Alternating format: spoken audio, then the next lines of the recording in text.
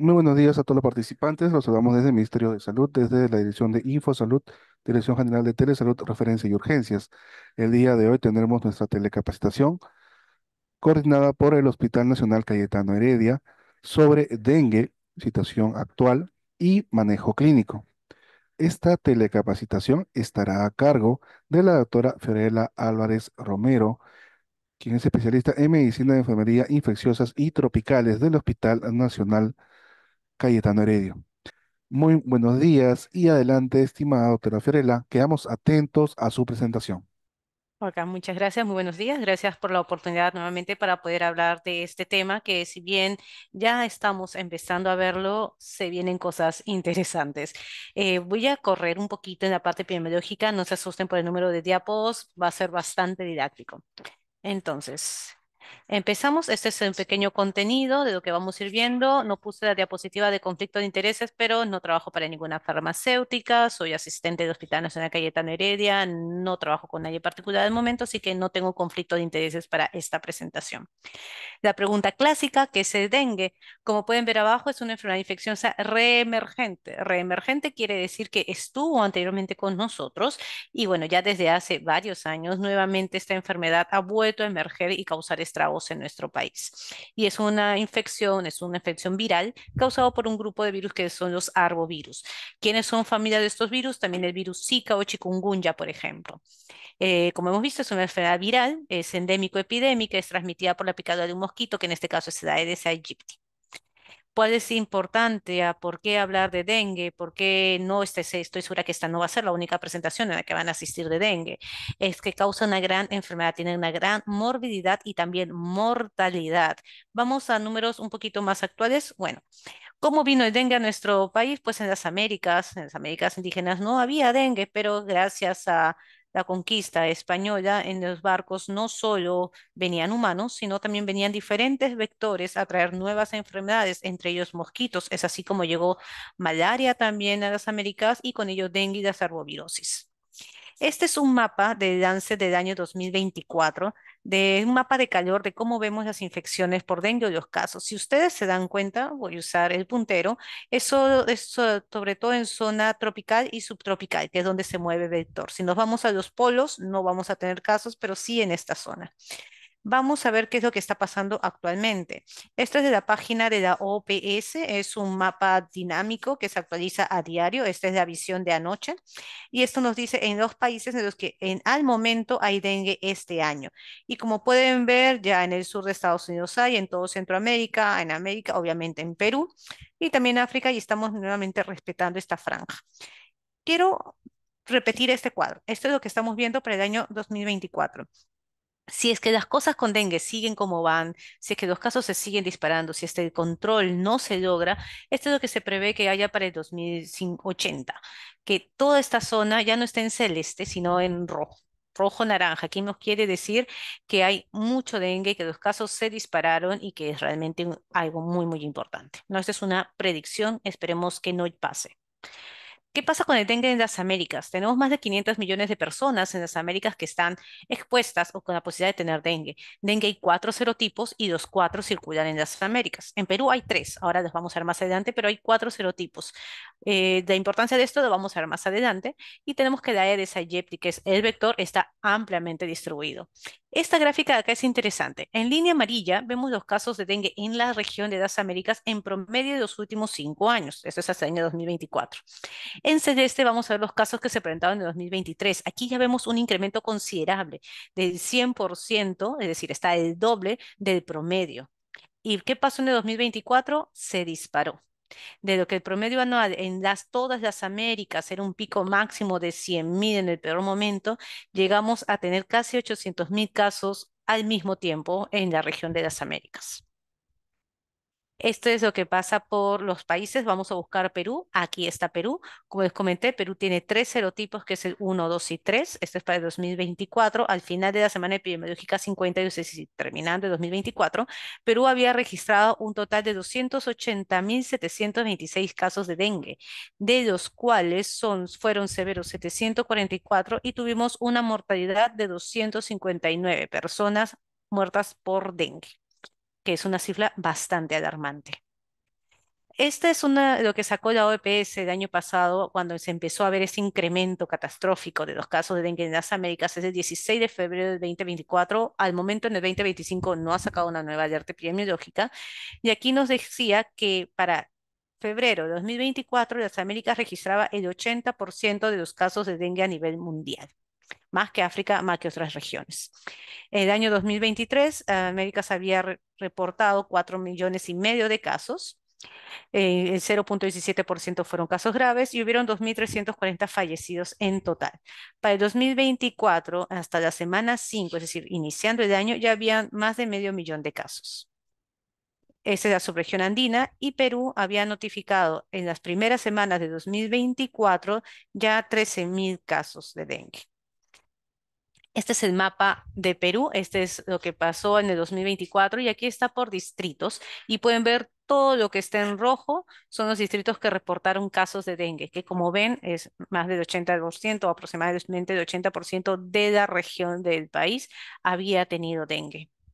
Esto es actual, esto es lo que pasa en el año 2025. Estas son las regiones que tienen dengue, por ejemplo, Loreto, Amazonas, San Martín. El norte ya está empezando a reportar casos, Lima también, casi todo el país. Y aquí vemos lo que son las defunciones para el 2025. Ya vamos un fallecido por dengue en lo que va del año, que son 15 o 16 días. Estos son los números de casos por semana, para hacernos una idea. Esto es lo que pasó 2019, 2020 empezó a aumentar, 21 se mantuvo por ahí, 22 un piquito, 23 de los casos empiezan a disparar, 24 superamos lo que había pasado en el 2023 y se mantiene más tiempo de lo que es el dengue. Y estamos iniciando aquí la primera semana de 2025, que llevamos más de 1.000 casos reportados. Esto es también para ver lo mismo en las semanas. Esto es del año 2022, en el 2023 que tuvimos este pico y en el 2024 el pico no solo era más alto, sino que se adelantó.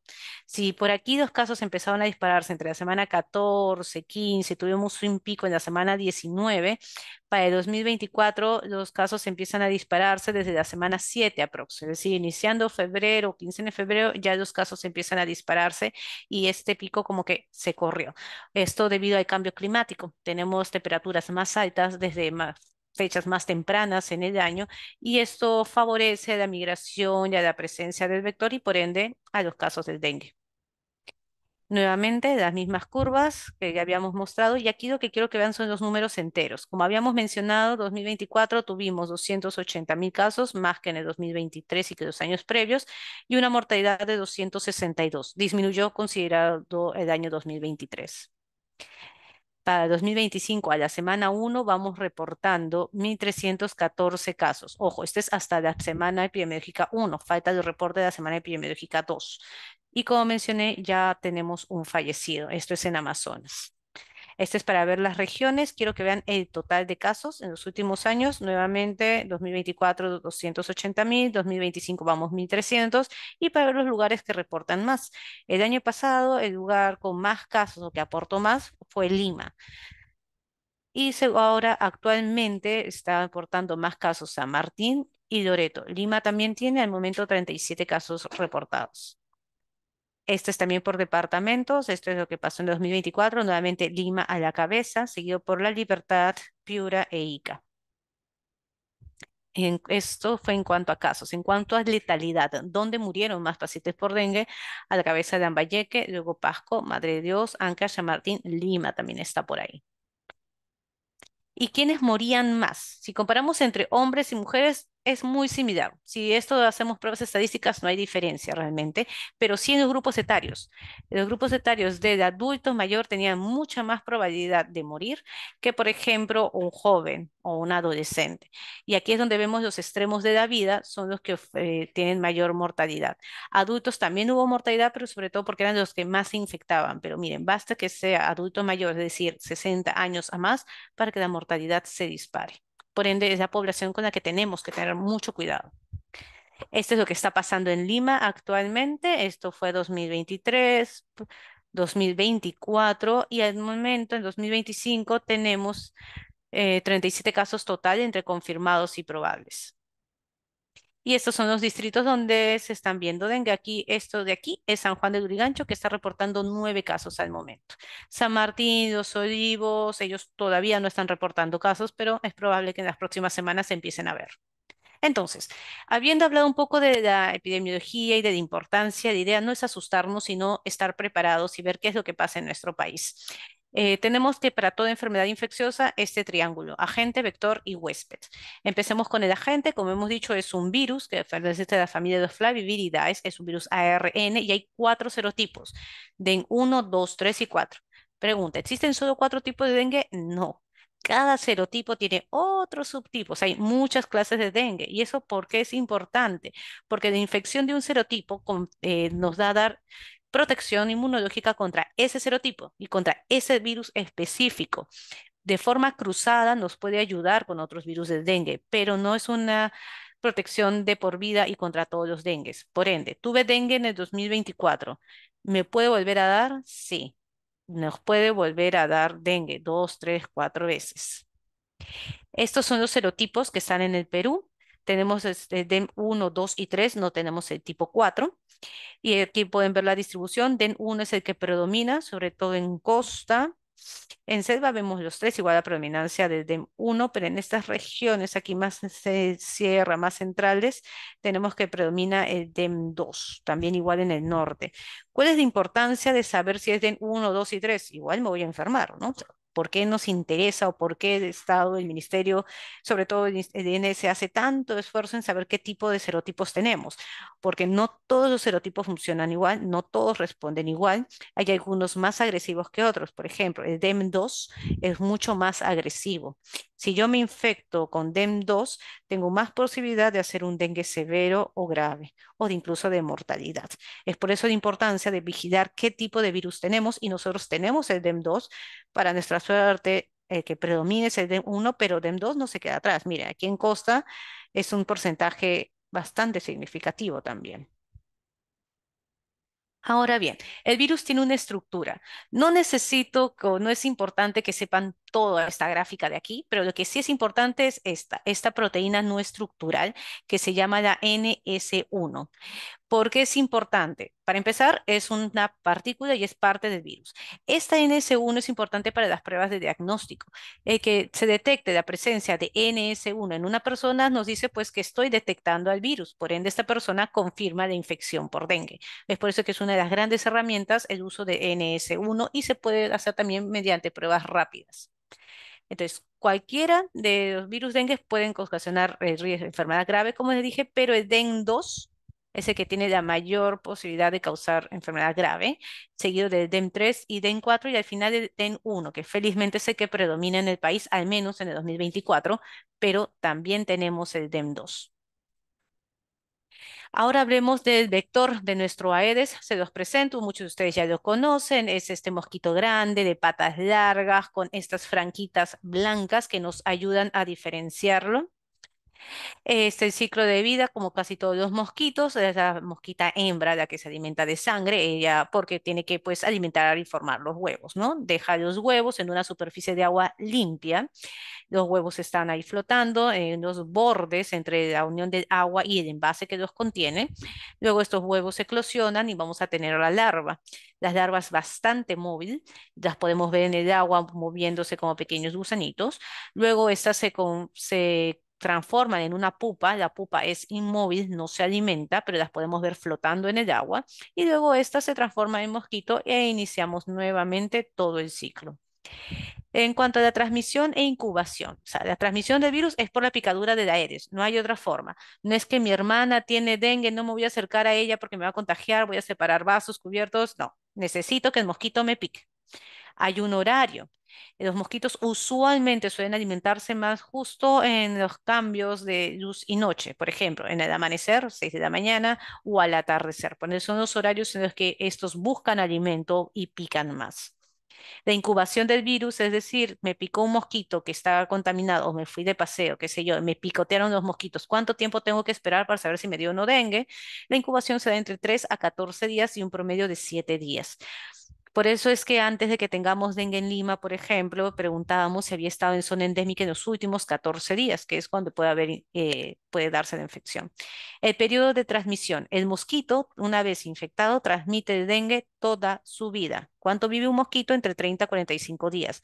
Pregunta, ¿una mosquita o un mosquito hembra tiene dengue y pone sus huevos, se reproduce? ¿Estos nuevos mosquitos tienen ya el virus? La respuesta es que sí. Si hay pase del virus de este mosquito que es adulto, que está infectado, a las crías. Entonces, ¿hay otras formas de transmisión? Sí. Existe evidencia a través de donación de órganos, porque si es por picadura y es un virus que está en la sangre, todo lo que conlleve sangre puede haber transmisión del virus. Trasplante de médula ósea, trasplante renal también se ha visto. En transmisión de productos de sangre o hemosderivados. También se han visto, bueno, ya hemos visto en Puerto Rico había transmisión por sangre. Y también eso de aquí. Si en el mosquito se puede transmitir del adulto al huevo, en humanos también puede pasar. Una madre con dengue puede traspasarlo al feto intraútero o durante el parto del recién nacido, que es la transmisión vertical. Es raro, pero puede ocurrir.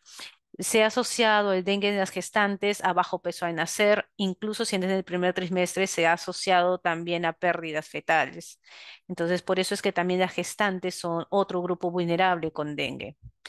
Ahora, ¿qué ocurre? Ok, me picó, tengo dengue. ¿Qué va a pasar? ¿Por qué el dengue puede hacer tanto daño? Hay dos grandes cambios importantes. Uno, extravasación de líquidos del intravascular al extravascular, es decir, el agua o el líquido, el componente líquido que está en nuestra sangre, pues se escapa de los vasos sanguíneos y van a irse a los tejidos, dificultando todo. ¿Y qué más tenemos? Disminuyen las plaquetas y no solo disminuyen las plaquetas, sino que toda nuestra coagulación se altera haciendo más fácil el sangrado. Tenemos que entonces, ¿cómo empieza? Hay liberación, ¿se recuerdan de esta proteína que les mencioné, que es parte del virus, la NS1? Esto genera que nuestro organismo genere una cascada inflamatoria. Esto hace daño en el endotelio. El endotelio es la capa que recubre los vasos sanguíneos y por ende aquí es donde los vasos se dañan y el agua se escapa. Las plaquetas caen. Hace que la permeabilidad vascular aumente y ahí es donde tenemos la extravasación de plasma, de factores de coagulación y por ende tenemos el shock, la presión cae porque el agua no está en nuestro vaso sanguíneo, sino que se fue a cualquier otro lado. Hay sangrado y hay daño de órganos blancos. Este es algo lo mismo, tenemos que de diferentes fases, el daño principal es el daño de la permeabilidad capilar, hay toda una cascada inflamatoria, empezado ¿por qué? Por este señor de acá, el DNS1. La presencia del virus y de esta proteína es la que genera toda esta cascada inflamatoria, estos son los vasos sanguíneos y este es el endotelio, las células que deberían estar juntas para que el agua no se escape, por así decirlo. Estas se rompen, estas uniones y el líquido simplemente escapa, ¿no? Causando todas las patologías que ya les comenté.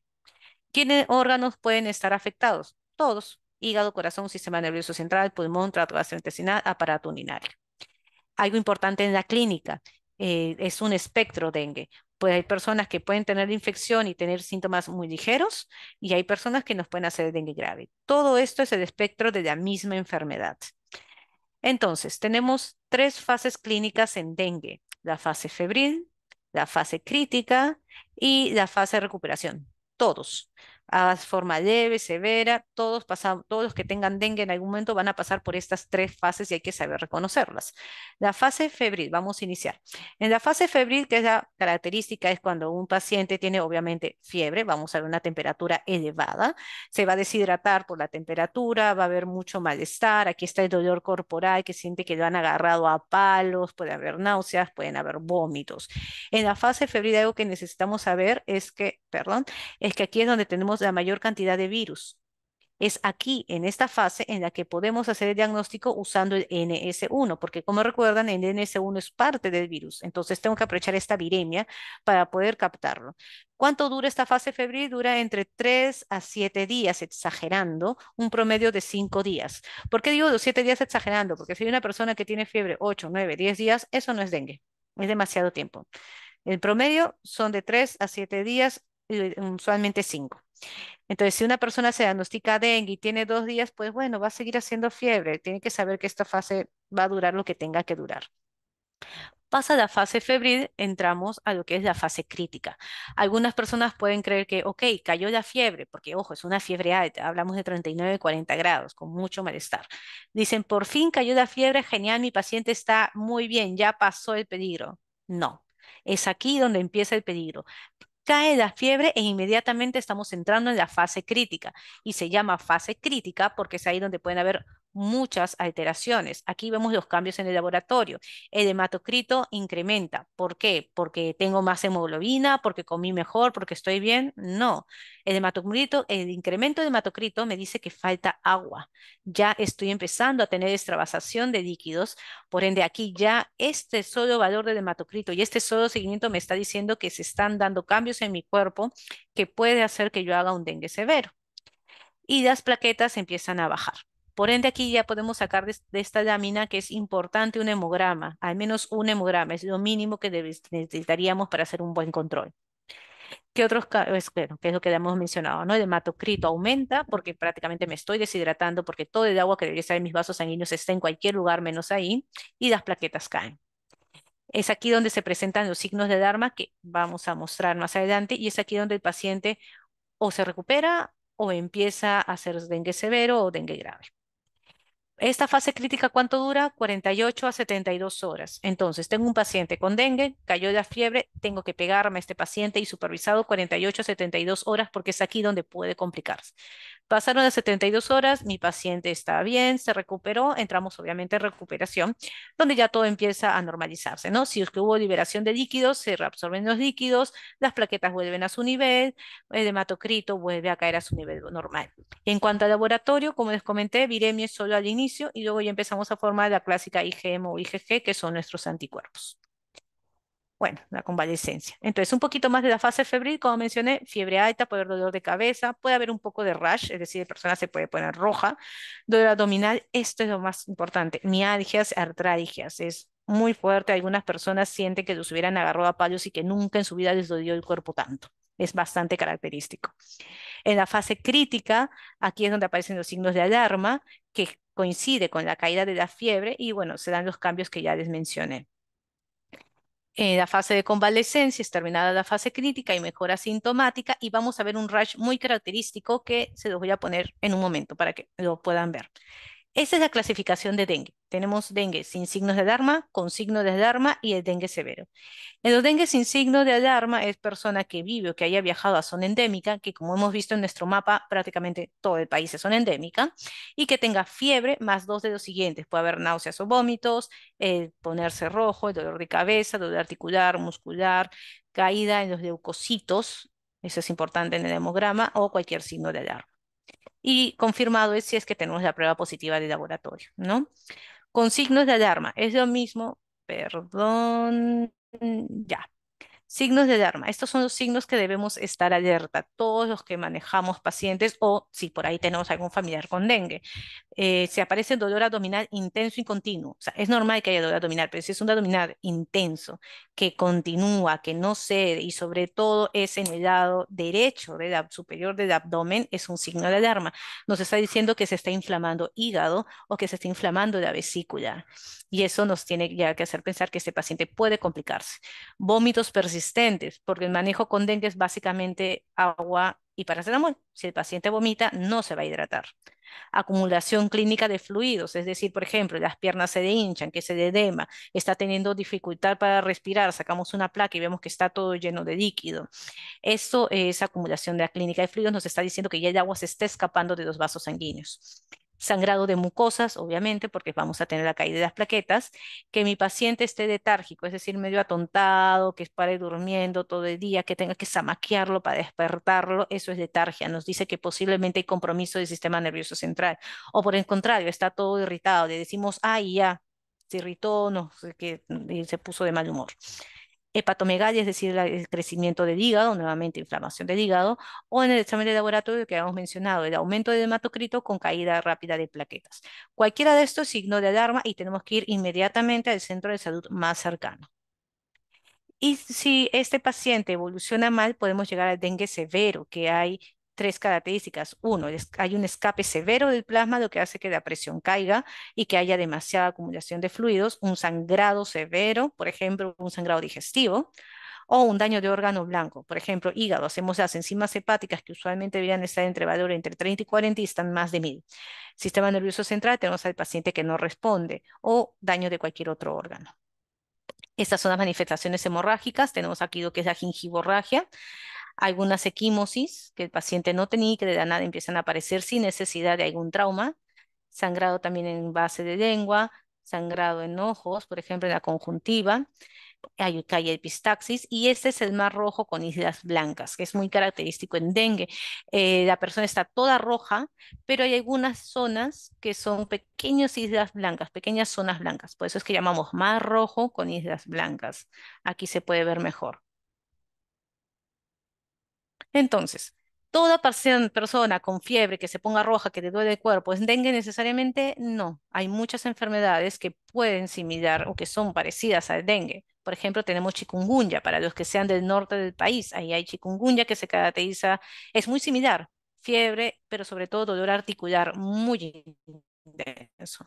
Tenemos el Zika, que en algún momento hubo porica también, que es similar al dengue, pero suele ser un poquito más leve. Hay que tener cuidado con las gestantes porque puede causar alteraciones fetales. Malaria, para los que vivan sobre todo en la selva oriental. Leptospira, fiebre amarilla, entre otras. Y no olvidar una infección aguda por VIH también. Ahora bien, puede que se presente dengue solo y a veces hay casos en que presenta dengue y otras infecciones que hay que tener en cuenta. El diagnóstico, algo que debamos saber, el diagnóstico es clínico. Ok, en el mundo ideal y perfecto a todos les debo hacer N según en la primera semana, tratar de aislar al virus, sí, es lo ideal. Pero el que no tengamos tal vez las pruebas a mano no quiere decir que no podamos diagnosticar dengue. El diagnóstico de dengue es clínico. Tenemos que ver si hay los signos y síntomas y ver si hay un nexo epidemiológico. Si estos cuadran, diagnosticamos dengue. Si tenemos el acceso al laboratorio, ¿qué pedir? Para eso tenemos que saber cómo responde nuestro cuerpo. Este es en una persona con un primer episodio de dengue y este es alguien que ya ha tenido dengue antes. Empecemos con lo primero. Persona que primera vez tiene dengue. Lo primero que va a ver es, antes de que empiecen los síntomas, ya tiene el virus, llega a cierto nivel y empiezan los síntomas. Vamos a tener un pico de virus que, como les mencioné, puede durar entre 5 a 7 días. Y aquí tenemos la presencia también del NS1, que es parte del virus. Entonces, al inicio, si tenemos una persona con posibilidad de dengue, si estamos dentro de los 5 primeros días, es ahí donde puedo pedir el NS1 porque es donde lo voy a encontrar. Pasan los 5 días, empezamos a tener una primera anticuerpo que es de inmunoglobulina IgM y la IgG empieza a aparecer entre los 6 a 7 días. Entonces tenemos que saber cuándo empiezan los síntomas de mi paciente para saber qué voy a pedir. Por ejemplo, si viene un paciente con 2 días de enfermedad, no le voy a pedir IgM o IgG porque no va a salir, va a estar negativo. Si viene un paciente que tiene 7 días, que tuvo fiebre 5 días, hace 2 ya no tiene fiebre y está ahorita en la fase crítica justo, no le voy a pedir un NS1, sé que va a salir negativo y voy a decir no tiene dengue cuando sí lo tiene, y más bien tiene un dengue con signos de alarma. Entonces es importante saber en cuánto tiempo tiene mi paciente de enfermedad para saber qué pedir. ¿Qué pasa con el paciente que ya tiene una segunda infección o más? Porque no sé si deben haber escuchado otra vez por ahí que el paciente que ha tenido dengue antes, si vuelve a tener, va a ser una forma severa de dengue o peor de lo que fue la primera vez. Esta fase viral va a durar casi lo mismo, pero la respuesta en nuestro cuerpo de los anticuerpos es mucho más temprana. Esta persona sí va a desarrollar IgM o IgG incluso desde el segundo día. Y uno podría decir, genial, pero tengo anticuerpos, me estoy defendiendo. ¿Cuál es el problema? El problema es que esta cascada inflamatoria va a ser severa, porque si ven los niveles, se elevaron aquí hasta cierto nivel y aquí en la persona que ya ha tenido antes la respuesta inflamatoria es mucho más alta, es mucho más potente y por ende puede haber casos más graves que en una persona que recién tiene dengue por una vez. Nuevamente ese es el algoritmo para ver que si en un paciente con sospecha de dengue, ¿qué voy a pedir? Recuerden el margen de 5 días. ¿Tiene menos de 5 días? Pido ELISA NS1. No tengo ELISA NS1 en mi puesta de salud, tengo prueba rápida. No importa, ya, la prueba rápida, pero NS1. El NS1 es reactivo, se confirma que es dengue y enviamos la muestra de INS para aislamiento y demás. El NS1 es negativo, le pido IgM. IgM es reactivo porque puede ser que sea el quinto día o tal vez me dio mal el dato, qué sé yo, pero si el IgM es por reactivo, ya está, se confirma. IgM es no reactivo. Vamos a pedir una segunda muestra para hacer el pseudopariado, es decir, esperar un poquito más, se hace una segunda muestra y si es reactivo se confirma. Y si la segunda muestra es negativa, pues ya está, no es dengue, es otra cosa. Si el paciente me llega con, no sé, 7, 8 días, ya no pedimos NS1. ¿Ven? Más de 5 días NS1 ya no nos sirve. Pedimos de frente de IgM. Si este es reactivo, es un caso de dengue. Si no es no reactivo, veo, ok, ¿tiene menos o más de 10 días? Porque si tiene menos de 10 días, puede que esta persona todavía no haya formado el anticuerpo, así que vuelvo a solicitar una segunda muestra. Si es positiva, se confirma y si es negativa, pues se descarta. Si tiene más de 10 días y la IgM es negativa, eso no es dengue. Para los 10 días ya debería haber formado IgM. Como se dan cuenta, estamos usando solo NS1 e IgM, no estamos usando IgG. Para si alguien por ahí tiene solamente una prueba con IgG positiva para dengue, eso no me dice que este caso sea por dengue, me dice que en algún momento ha tenido, puede haber sido hace 3 meses, hace 5, hace 6, pero IgG no entra en el algoritmo diagnóstico, solo estas dos. Ahora, para los centros de salud que tengan las pruebas rápidas, sé que vienen NS1, IgM, IgG. Si despinta solo la IgG, no sirve para el diagnóstico del caso actual.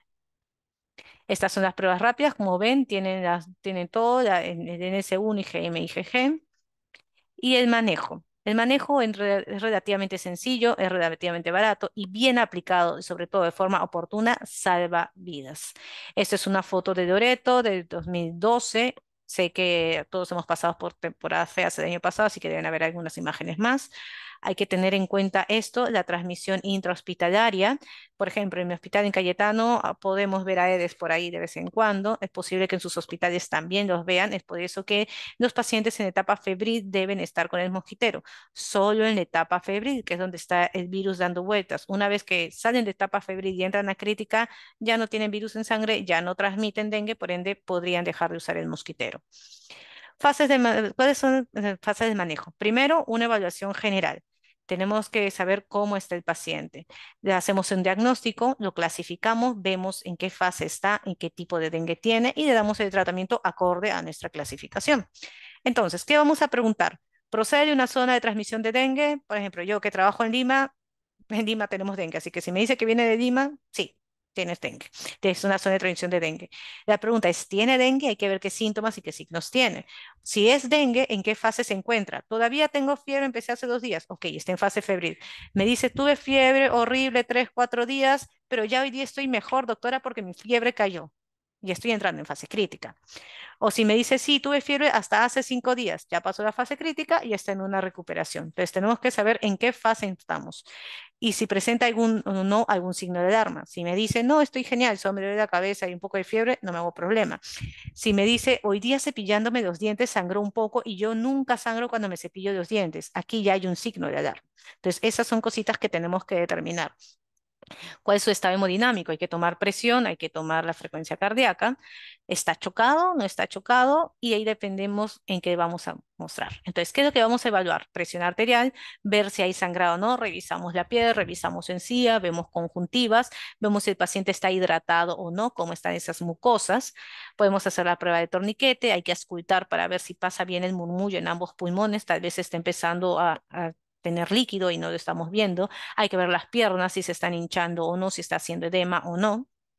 Pruebas de laboratorio clínico, aparecen muchas. Mínimo, mínimo, mínimo, un hemograma. ¿Por qué? Porque necesito un hematocrito basal y necesito ver cómo están las plaquetas. Lo demás es importante, sí, pero al menos un hemograma. Con eso hacemos mucho. Y pruebas específicas, ¿no? Ya sea la serología, el NS1 o aislamiento viral. Aspectos claves en el manejo, esto es algo que debemos tener en cuenta, sigo con revisión de diferentes guías. Entonces, importante es hidratación. La pregunta es, ¿oral o endovenoso? Porque muchas personas tienen la idea de que si se lo ponemos endovenoso de frente es mejor, es más rápido, les va a cortar el cuadro. Veamos realmente si endovenoso es mejor que oral. Estos son diferentes estudios clínicos, como son diferentes ensayos, y para resumir este cuadro, lo que se vio es que el tratamiento dado por vía oral o los líquidos dados por vía oral es mucho mejor que vía endovenosa. Reducen las hospitalizaciones, reducen el tiempo de hospitalización también. Entonces, si mi paciente tolera la vía oral, no está vomitando, hidratación vía oral. Pero doctora, mi paciente se hospitalizó por sangrado de mucosas, está grave, ¿cómo le voy a dar solo agua vía oral? Igual, si es que tolera vía oral y no hay vómitos, hidratación vía oral. Obviamente tenemos una vía puesta ante cualquier situación, pero hidratación de preferencia es vía oral, no endovenosa. Entonces, la hidratación oral intensa puede reducir el riesgo de hospitalizaciones. No se observan diferencias significativas entre pacientes con dengue sin choque tratados con hidratación oral. Ojo, obviamente es un paciente que no está chocado, pues, ¿no? Y no hay efectos secundarios, obviamente, en hidratación oral intensa. Entonces, ¿qué dicen las guías? Se dice que se recomienda un esquema de hidratación oral intensa en pacientes con dengue, que es lo que ya habíamos mencionado, y estos son los fluidos. Los pacientes estables que puedan ser manejados ambulatoriamente, hidratación oral. Paciente ambulatorio debe retirarse del centro de salud sabiendo que, que está hemodinámicamente estable, ¿no? No hay frialdad y todo eso. Muy bien. Ahora la pregunta es, ok, mi paciente está con hidratación oral, pero tal vez en algún momento requiere hidratación parenteral. ¿Cuándo debo iniciar la hidratación parenteral? Es decir, endovenosa. Es de aquellos pacientes que tienen vómitos persistentes. Puede que mi paciente ahorita su presión está bien, pero vomita todo, no tolera nada. Se va a deshidratar. Tenemos que darle hidratación parenteral. O que tengan signos de hipoperfusión, por ejemplo, es frialdad distal, está taquicárdico, la presión está baja, cualquiera de estos ahí debemos iniciar la hidratación parenteral. Ok, necesita mi paciente hidratación parenteral. ¿Qué le doy? Y si le doy coloide, porque eso mejora la presión, ¿qué le voy a dar? Se hicieron diferentes estudios y se vio que lo mejor son los cristaloides. En cristiano, es decir, nuestro cloruro de sodio. Esto, mejora, esto no disminuye, no altera la mortalidad y es mejor para el manejo del choque. Reduce el riesgo también de reacciones alérgicas a las infusiones de coloides. Entonces, la primera opción son cristaloides, de lejos. Esta es la recomendación, por ejemplo, cristaloides en lugar de coloides para el inicio de los pacientes por reposición de fluidos. Ok, ya sé que le voy a dar enteral porque mi paciente vomita, ya sé que voy a usar cloruro de sodio. ¿Cómo realizo la hidratación? ¿Cuánto le voy a poner? Aquí tenemos un pequeño algoritmo. Aquí está el paciente que necesita hidratación parenteral. La pregunta es, ¿o necesita hidratación? ¿Tolera vía oral? Si la respuesta es sí, pues inicio con hidratación vía oral. Ya hemos dicho. De acuerdo a la tolerancia, consuelo de hidratación oral, porque, ojo, eso sí es importante. El paciente que puede tomar líquidos, que los tome, pero que no tome agua sola. El agua sola es solo eso. Entonces, como habíamos visto, si tolera vía oral, les había estado comentando que no debe ser agua sola, sino necesitamos también electrolitos. Y si el paciente va bien, seguimos con hidratación bioral y el objetivo es que mi paciente tenga una diuresis de al menos 0,5 mililitros por kilo horas. En cristiano, para los pacientes ambulatorios, que nos orine por lo menos entre 4 a 6 veces al día. Paciente que no está orinando lo suficiente, pues le falta líquido. Ok, continuamos. Si el paciente no tolera la vía oral, está vomitando o le di hidratación vía oral intensa, pero no mejora, sigue sin orinar lo suficiente, empezamos con hidratación parenteral usando los cristaloides de 5 a 7 mililitros por kilo hora las primeras 2 horas y luego vamos reduciendo a 3 a 5 mililitros kilo hora por 2 a 4 horas. Como se dan cuenta, cuando iniciamos hidratación parenteral, tenemos que estar pegados al paciente al menos las 4 primeras horas, que son donde más volumen vamos a dar y donde más vamos a evaluarlo. Mejoró mi paciente, genial, sigo reduciendo la hidratación a 2 a 3 mililitros kilo hora por 2 a 4 horas más y luego mantengo una infusión mínima con este objetivo. El objetivo siempre va a ser siempre una diuresis de 0,5 mililitros kilo hora. Por eso cuando manejen dengue ya se ha establecido, hay una hoja de monitoreo y tenemos que estar viendo cuánto orina mi paciente. Pregunta, para ver cuánto orina mi paciente, ¿mejor le pongo una sonda? ¿Es más fácil? No. Por favor, no. Si es varón, hay que darle un papagayo, hay que juntar en una jarrita si es una mujer, pero necesitamos medir la diuresis y no necesitamos ser invasivos con una sonda Foley. Si el paciente no mejora con esta primera infusión que estoy dando a 3 a 5 mililitros kilo hora, la incremento 5 a 10 mililitros por kilo hora por 1 a 2 horas y nuevamente revalúo si mejora o no y así voy manejando la hidratación. Las primeras horas de hidratación en un paciente con dengue son importantísimas, son las que nos puede definir el curso de este paciente. Entonces, nuevamente son las guías de los que nos dicen que hay que ver si el paciente está yendo bien.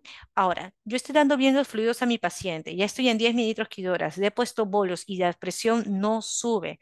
Tengo que estar viendo la posibilidad de que haya algún sangrado oculto. Además, debemos ver nuevamente, dar las cantidades de fluidos mínimos. Esta es la tasa que habíamos que lograr.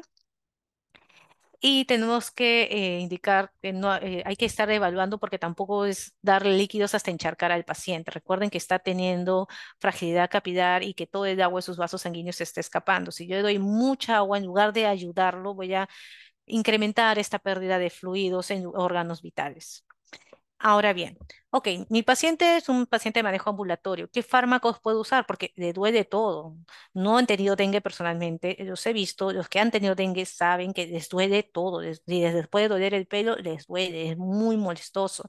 Entonces es, bueno, naproxeno me calma, ibuprofeno va genial, o mejor un corticoide. ¿Qué tal Dexa? Dexa me calma el toque del dolor. Pero no. El uso de AINES, ya sea naproxeno, ibuprofeno, metamizol, ojo, el metamizol endovenoso para que la fiebre caiga más rápido, está dentro también de estos AINES, podría asociarse con alteraciones gastrointestinales. Tengo un paciente que tiene posibilidad alta de sangrado y le doy un medicamento que altera la función de las plaquetas, altera la coagulación y encima podría lastimar la mucosa del estómago, pues, ¿qué estoy haciendo? Le estoy echando más leña al fuego, estoy haciendo que este paciente se me complique. Es por eso que los AINES están contraindicados en el caso de dengue. Si revisan la guía peruana del año pasado, indican que la dipirona se puede usar bioral. Bioral sí, no endovenoso. La dipirona es el metamizol. Bioral sí está permitido, pero endovenoso no. Así que nada de que por favor una ampolla, mijito, para que la fiebre baje más rápido. No, no se coloca metamizol. El paracetamol es el que usualmente se usa. Recuerden que en adultos podemos usar 1 gramo cada 6 horas, es una dosis segura. Igual hay que estar checando función hepática. El manejo de la fiebre con dengue se debe usar, por eso es que idealmente medios físicos, es decir, un baño con agua tibia en un ambiente cerrado. No bajó, bueno, paracetamol. Si la temperatura es de 38 a más, podemos usar paracetamol. Nuevamente, la dipirona, como endovenoso como el metamizol, esto está contraindicado. ¿Ok? No administrar AINES. Y los medios físicos es lo que se suele indicar, sobre todo el uso de paracetamol o acetaminofén, sin exceder la dosis de 4 gramos al día, es decir, 1 gramo cada 6 horas en adultos, o en niños de la dosis de 10 a 15 miligramos kilos cada 6 horas. Continuando. Corticoides nuevamente contraindicado. No prednisona, no dexametasona. No han mostrado ningún beneficio, así que no se deben usar. Generalmente de recomendación no indicar corticoides sistémicos. Y el manejo. Ya vimos la fase previa. Entonces, ¿cómo vamos a manejar al paciente? Aquí ya hemos aprendido que hay dengue con signos de alarma, sin signo de alarma, dengue severo y hay diferentes fases. En base a esta clasificación de sin signos de alarma, con signos de alarma o severo, hay diferentes grupos. Están los grupos A, B y C. El grupo A son aquellos pacientes con dengue sin signos de alarma que no tienen ninguna vulnerabilidad, es decir, no son ancianos, no son gestantes, viven cerca del centro de salud, tienen familia, alguien los puede vigilar y estos pacientes se pueden manejar de forma ambulatoria en su casa, con seguimiento cercano. El grupo B son aquellos pacientes que voy a hospitalizar. Aquí están los pacientes que tienen signo de alarma o que sean vulnerables. Por ejemplo, paciente gestante, usualmente las hospitalizamos. Paciente con enfermedad renal crónica, un anciano, una persona que está en provincia y vive a 6 horas caminando del puesto de salud. No le voy a regresar a su casa, obviamente, puede pasar algo en ese ida y vuelta. Entonces, esos son los pacientes que tienen que hospitalizarse. El grupo B se hospitaliza. Y el grupo C son aquellos pacientes con dengue grave. El paciente con dengue grave no solo se hospitaliza, sino que está en una unidad de cuidado crítico. Entonces, grupo A, dengue sin signos de alarma, es ambulatorio si tolera vía oral, porque si no tolera vía oral ya es un signo de alarma y ya pasa a ser grupo B. Que orine por lo menos una vez cada 6 horas, que no tenga signos de alarma, obviamente, y que no tenga un riesgo social. La evaluación idealmente es diaria. Esto se hace en el primer nivel de atención. Tienen un paciente con dengue de grupo A, lo citan de forma diaria hasta que salga de la fase crítica. El hemograma, al menos, idealmente cada 48 horas. No tengo hemograma, aunque sea un hemoglobina hematocrito manual, aunque sea eso. ¿El grupo A con qué lo voy a tratar? Bueno, acá son líquidos. Agua realmente no, como les había dicho, necesitamos también electrolitos, pero básicamente líquidos vía oral porque obviamente tiene hidratación, es hidratación, reposo, paracetamol, nada más. Aspirina, antibióticos, laxantes, porque en algunos lugares se tiene la creencia que con un laxante bajas la fiebre, ¿no? O un antibiótico porque está con fiebre, pues no necesita algo. El dengue es un virus, el antibiótico no le hace nada, así que nada de esto. Hidratación, básicamente. El paciente, pues como digo, puede ser manejado, se hace un hemograma hasta 48 horas después de la caída de la fiebre, es decir, que salgamos de la fase crítica. Debo monitorear cómo va el paciente, cuáles son los síntomas que tiene. Tengo que estar alerta de cuándo cae la fiebre, porque ahí estoy entrando en la fase crítica. Recuerden, cayó la fiebre, no es que mi paciente está mejor, es donde mi paciente podría complicarse. Tengo que ver el hematocrito y tengo que ver las plaquetas, por eso la importancia del hemograma, y tengo que vigilar que no hayan signos de alarma. Se le debe explicar en esta primera atención a un paciente con dengue que tenga claro cuáles son los signos de alarma, que aprenda a reconocerlos y si presenta alguno, así sean 10 de la noche, 11, 1 de la mañana, inmediatamente al centro de salud más cercano, no que espere al día siguiente porque se podría complicar. Simplemente es reposo en cama, ingesta apropiada de líquidos, miren, puede ser leche, puede ser jugo de frutas, pueden ser las sales de hidratación oral, puede ser la panetera de arroz, sopa, puede ser cualquiera de estos. Agua sola no, porque al no tener electrolitos puede causar más trastornos. Paracetamol, compresas y medios físicos, ¿no? Y sobre todo, esta es la parte epidemiológica, buscar y eliminar criaderos de los mosquitos. El grupo B, que se dengue con signos de alarma, son los que se hospitalizan. O tiene signos de alarma o tiene alguna comorbilidad, por ejemplo, un paciente que se dializa, o riesgo social, ¿no? Como les comenté, el paciente que vive lejísimos y que está solo, el paciente anciano, la gestante y demás. Hidratación, idealmente vía oral inicialmente, si no todavía vía oral o está complicado, endovenosa, paracetamol y revaluaciones inicialmente cada hora. Hay una ficha de monitoreo, no la he podido poner en la exposición, pero en esa ficha de monitoreo se evalúa el paciente durante las primeras 4 horas de forma horaria. Y si el paciente responde bien, ya podemos examinarlo cada 4 horas. Nuevamente, aspirina, antibióticos, laxante, no va. Para esto se crean en algunos centros de salud las famosas ubiclines. La ubiclin es aquel espacio que está destinado solo para el manejo del dengue. Debe tener las camas, obviamente, el mosquitero para aquellos pacientes que estén todavía en fase febril, es decir, que aún tienen virus y aún pueden contagiar, o pueden ser picados por un mosquito y seguir con la enfermedad. Y aquí debería haber la hoja de monitoreo, como ven acá. Por ejemplo, esta cama está libre, no hay hoja de monitoreo, aquí hay un paciente, y aquí tiene su hoja de monitoreo en el que, como les comenté, se hace de forma horaria las primeras 4 horas y si todo va bien, ya luego cada 4 horas. ¿Qué necesita un ubicrim? Mínimo un personal médico, un personal de enfermería y un auxiliar de enfermería. Es lo mínimo que necesitamos para un ubicrim fuera del ambiente físico, ¿no?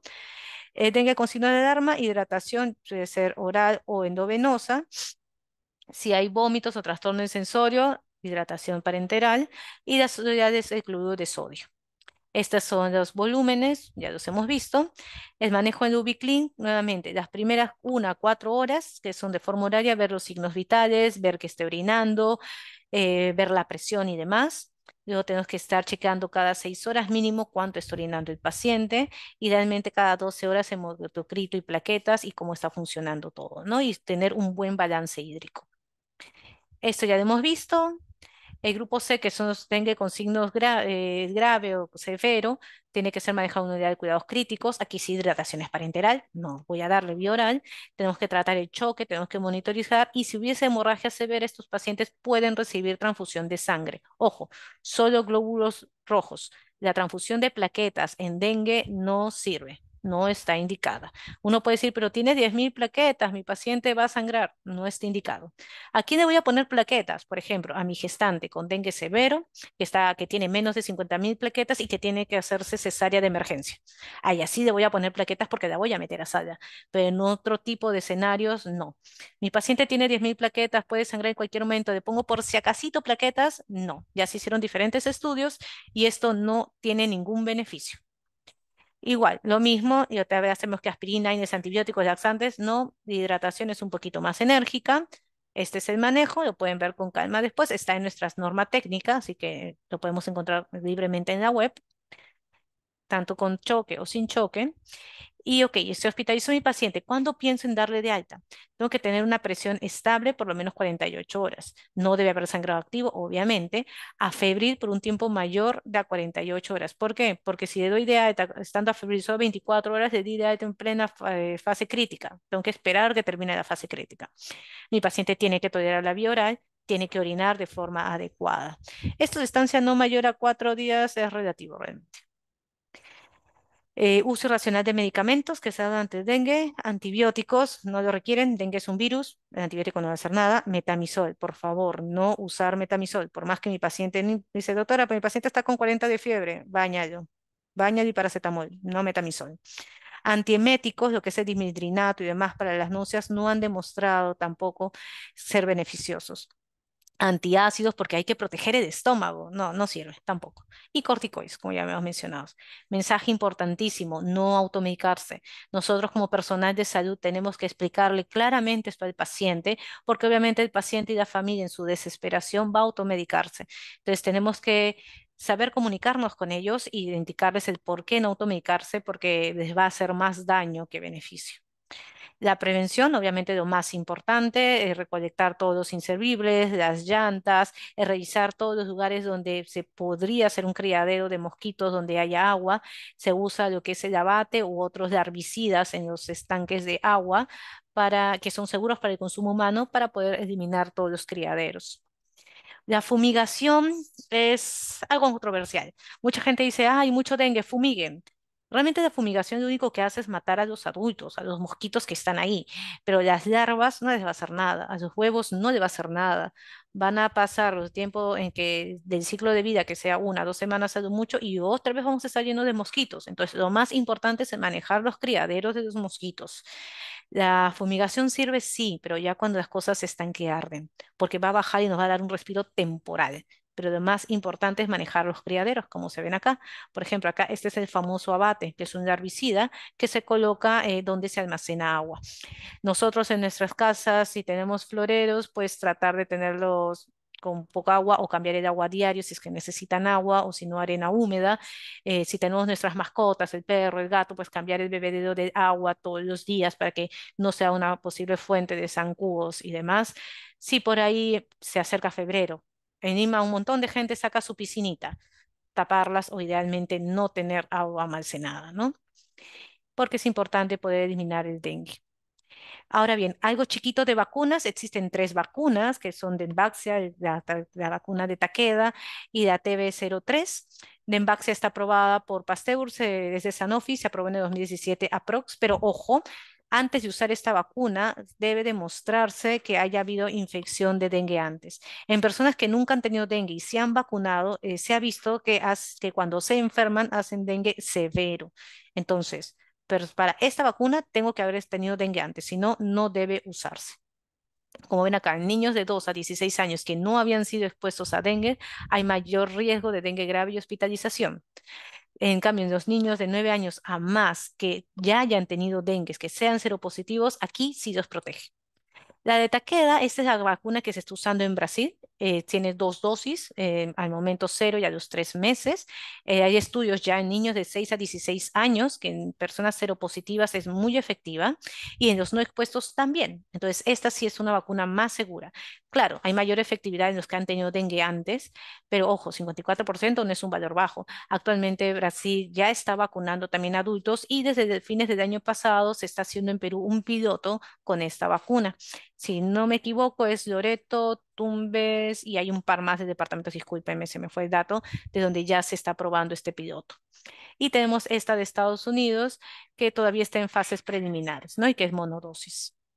Este es el artículo de la vacuna de Takeda y de cómo si funciona y si da prevención. Entonces, conclusiones. Dengue es una enfermedad viral, ojo, viral, nuevamente, no antibióticos, de un amplio espectro clínico, es una importante región tropical donde estamos. Actualmente no estamos ahorita en brote, pero vamos a empezar el brote, es lo más probable. La infección previa por dengue no da protección permanente, pueden volver a tener. Hay 3 fases clínicas, la febril, la crítica y la convalecencia. La clasificación son 3. Dengue sin signos de alarma, con signo de alarma, dengue severo y el manejo básicamente es hidratación y sintomáticos. No corticoides, no transfusión de plaquetas, no AINES, por favor, no automedicarse. Y el controlar el dengue depende de nosotros, del personal de salud, de que también podamos llegar a la población, de que también podamos atenderlos, de que también podamos comunicarnos con ellos para que el manejo sea adecuado. Entonces, es toda la exposición.